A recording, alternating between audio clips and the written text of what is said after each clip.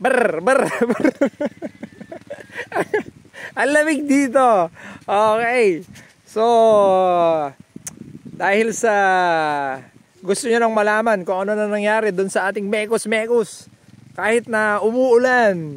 Wag lang bumabagyo. Kahit na umuulan, nandito tayo ngayon para i-check natin kung ano na nangyari dun sa pinagsama-samang 2,4-D, herbicide na glyphosate, at saka yung Virtaco. Ayan. Kasi ang daming mga nagko-comment, nakikipagpusta na pag may 2,4-D, patay.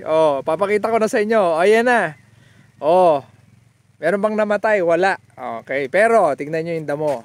Ayun, naninilaw na. Naninilaw na yung mga damo. Papakita natin. Tapos tignan natin, puntahan natin yung pinuntahan natin last time na uod. Yun. Kasi may mga uod-uod dito eh. Okay, so parang ito. Wala na. Ito, may uod dati to. Wala na rin. Ito, halos bago lang. Pero pa-recover na rin kasi parang wala na rin eh. Wala na rin. 'Di ba? So, yung mga damo, ayun. Mamatay na. Okay. So, yun yung sinasabi ko, paragis. Ayan hindi namatay hindi pinagpipilian. I think ito yung conclusion natin dito, GoFam, Pag pinagsabay mo yung pesticide at saka herbicide, okay din naman. Kaya lang syempre yung system ng application mo, dun magkakatalo. Kasi anong i-sprayan mo? Yung taas ba nito? O yung damo na nasa baba? Yun. So, syempre, kung herbicide, syempre yung tutok mo nasa gitna. Diyan. Pero, dahil nga, nasa taas din yung tinatamaan mo, yun. I think dun nagkakatalo. Pero tingnan nyo to, papakita ko sa inyo. Kung gaano katibay yung paragis sa amin. Ayan patay etong yung the usual na mga damo. Pero yung paragis, ito. Ayan buhay Kita nyo? Pakita ko sa inyo ulit.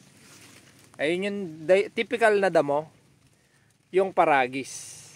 Ayan. So, daming mga nagko-comment, lagyan daw ng dalawang sulfate, dalawang latang sulfate. Di ko pa na-try yun pero eventually tatry natin yun. Yung herbicide daw, hahaluan mo ng dalawang latang sulfate yung isang tank load. Di pa natin na-try yun. Okay? Pero, yun nga, so pinatunayan lang natin na pwede pa din.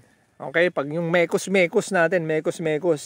Hindi naman nangulubot, 'di ba? May kumulubot ba? Wala namang kumulubot, sa 2,4-D. Hindi naman namatay. Okay, pero ito yung doon yung sikreto doon. 5 to 10 ml lang nung 2,4-D. Kasi baka mamaya, trinay ko, tapos biglang sisihin nyo ko. Tapos nilagay nyo pala yung 1 litro ng 2,4-D, di talagang kahit anong klaseng pananim talagang mamatay dyan. Okay, so eto na. Yan na. Yan na yung mekos natin. Okay. So, conclusion, pwede nyong gawin, pero yung style ng pag-a-apply nyo ay dapat ayusin natin, So, ako masasuggest ko, every time na may makita ko yung uod, yung kunwari uod, dito nyo mismo lalagyan. Dito tatapat nyo. Tsak. Tapos, spray lang kayo nung the usual lang ulit. 'Di ba? Lalo na yung pag meron mga damo, diretso lang. Tapos pag may uod ulit, parang ganon, dun lang ulit sa taas. Okay.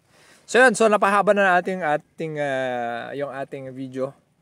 At baka may mga magreklamo na naman. Dada daw ako ng dada. Okay, so yun GoFam.